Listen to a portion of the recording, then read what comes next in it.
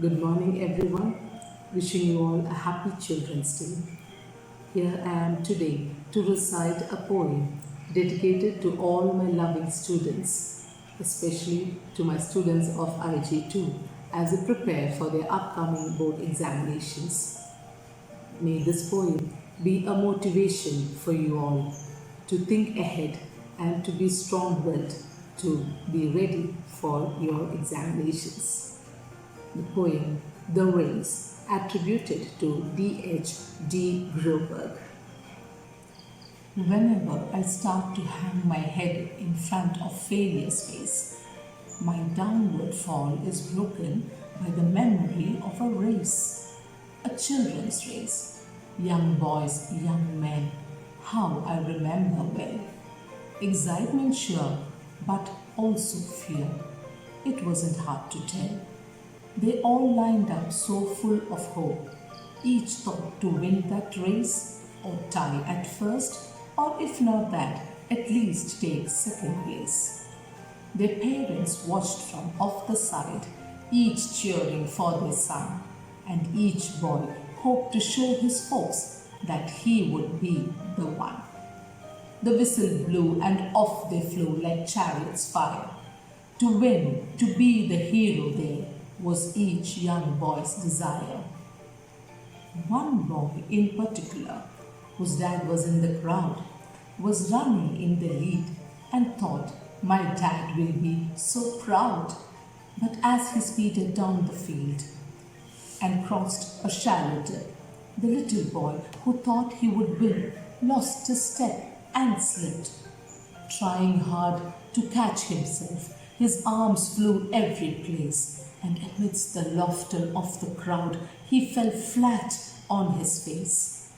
As he fell, his hope fell too. He couldn't win it now. Humiliated, he just wished to disappear somehow. But as he fell, his dad stood up and showed his anxious face, which to the boy so clearly said, "Get up and win that race." He quickly rose, no damage done, behind a bit, that's all, and ran with all his mind and might to make up for his fall. So anxious to restore himself, to catch up and to win, his mind went faster than his legs. He slipped and fell again. He wished he had quit before with only one disgrace. I'm hopeless as a runner now. I shouldn't try to race. But through the laughing crowd, he searched and found his father's face with a steady look that said again, "Get up and win that race." So he jumped up to try again, 10 yards behind the last. If I'm to gain those yards, he thought, I have to run real fast. Exceeding everything he had, he regained 8. Then 10, but trying hard to catch the lead, he slipped and fell again. Defeat, he lay there silently. A tear dropped from his eye. There's no sense running anymore. 3 strikes, I'm out. Why try? I've lost, so what's the use? He thought. I will live with my disgrace. But then he thought about his dad, who soon he would have to face. Get up, an echo sounded low. You haven't lost at all, for all you have to do to win is rise each time you fall. Get up, the echo urged him on. Get up and take your place. You are not meant for failure here. Get up and win that race. So up he rose to run once more, refusing to forfeit, and he resolved that win or lose, at least he wouldn't quit. So far behind the others now, the most he had ever been, still he gave it all he had and ran like he could win. 3 times he had fallen stumbling. 3 times he rose again. too far behind to hope to win, he still ran to the end.